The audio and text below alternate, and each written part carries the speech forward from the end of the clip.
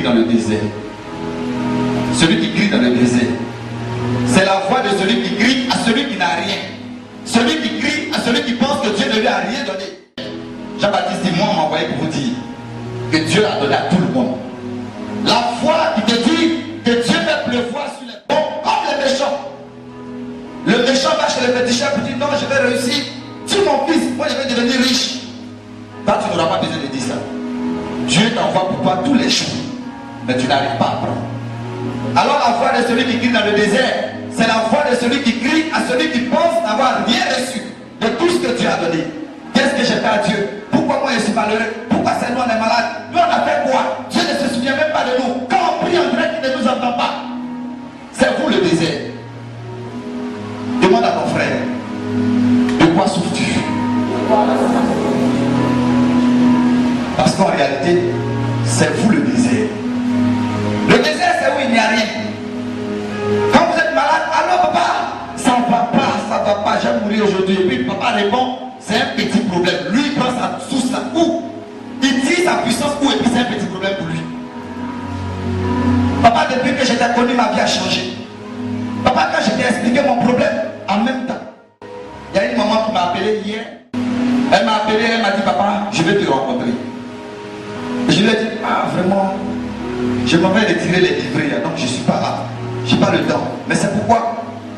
Non, papa, en fait, j'avais rencontré maman Belsabé pour pouvoir prendre un rendez-vous à ton cabinet. Je voulais que tu pries pour moi parce que j'ai déposé des dossiers pour un visa.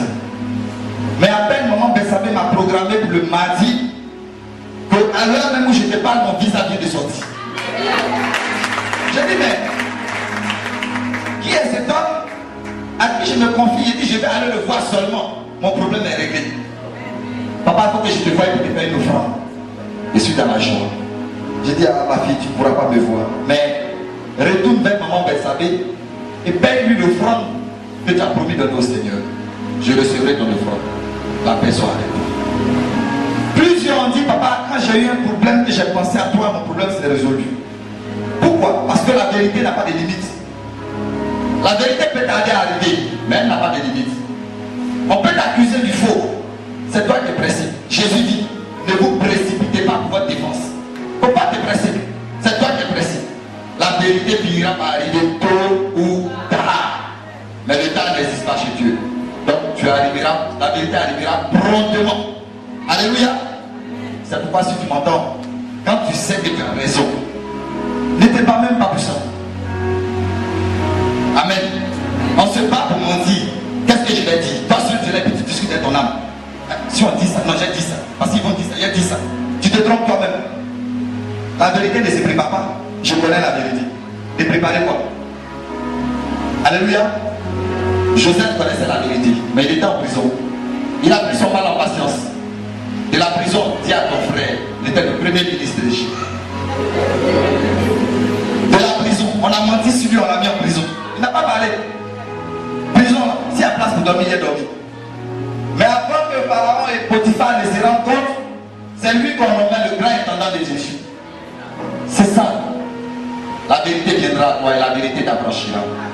Vous connaissez la vérité vous affranchira.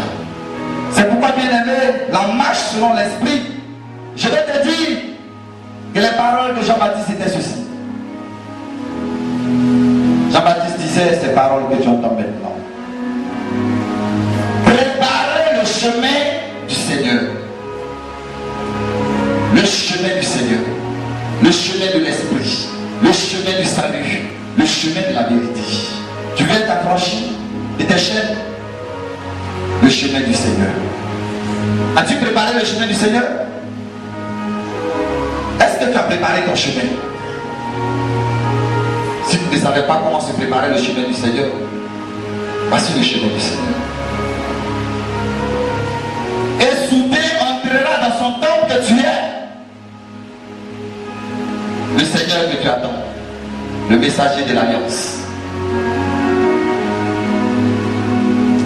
Et soudain entrera dans son temple. Le messager de l'alliance. Voici l'alliance que je ferai avec mon peuple. En ces jours-là, je mettrai ma parole dedans d'eux. Je l'inscrirai sur ils seront mon peuple et je serai leur Dieu. Dans ces jours-là, je pardonnerai leurs péchés. Je passerai leurs transgressions. Je ne me souviendrai plus de leurs iniquités. Les choses anciennes seraient passées. Le Seigneur dit, ils seront pour moi un peuple et je serai pour eux un Dieu. Le jour est arrivé.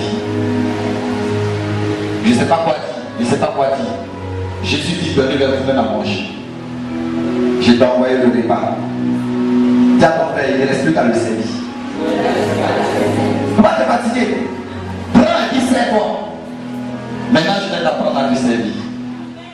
Car lorsque tu prépares le chemin du Seigneur, la Bible dit, par ta petite pratique, vous êtes heureux si vous savez ces choses, pour vous que vous les pratiquez. Je n'ai pas dit d'aller mettre en bas de ton lit. Comme c'est Papa Saveur, il y en a même comme ces photos de Papa Saveur, si je me réveille, que je touche sa photo, je serai guéri. Tu es vaincu, hein? Tu es vaincu. Non, c'est la photo de Papa Saveur. Chaque matin, quand je touche, je mets mon front dessus et puis je suis parti. Mon problème est réglé. Tiens ton frère, tu es vaincu. Tu es vaincu. On ne t'a pas dit d'adorer le messager. Mais on te demande de pratiquer la parole qui sort de sa bouche.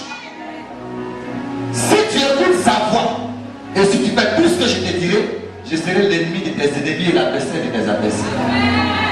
C'est lui que Papa Saveur, ça là, il met sur moi, je n'aurai plus de problème dans les rues. Tu es vaincu, hein? Tu es vaincu.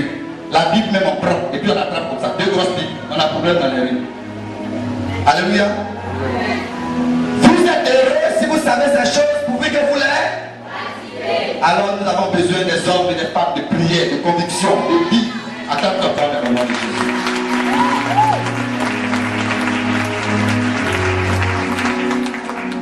Le chemin du salut. La marche selon l'esprit. Tu as 5 prières. Nous avons voulu que tu aies une prière.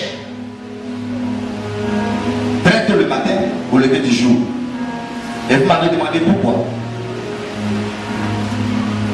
Jésus dit à Pierre, avant que le coq ne chante, toi Pierre, tu m'auras renié 3 fois. Avant que le coq ne chante, tu m'auras renié 3 fois. Et chacun de nous, après avoir lu la Bible, on a oublié que la Bible est venue pour nous. Et que la Bible, la parole s'est faite chair. Elle s'est faite chair parce que c'est toi qui es en chair. La chair est faible et c'est toi qui portes la chair. Et quand la Bible nous a parlé, on n'a pas entendu. Parce qu'on disait c'est les autres. Dieu parlait aux autres. Quels autres? Nous sommes tous membres les uns des autres. Si Pierre l'a fait, c'est que tu le fais aussi. Alors je t'ai apporté la révélation et je t'ai dit, c'est vrai, Pierre a renié Jésus 3 fois avant que le coq ne chante. Mais toi également, tous les jours de ta vie, tu en fais de même. Tu renies Jésus 3 fois avant que le coq ne chante.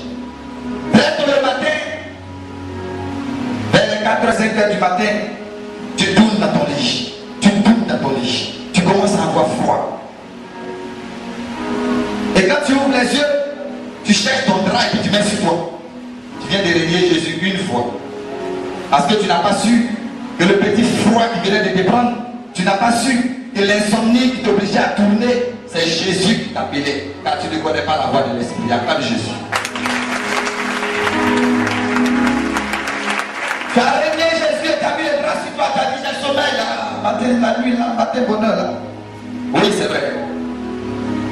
Ensuite, tu as encore tourné sur toi. Il est l'heure d'aller lycée. Tu enlèves le drap, tu as le courage.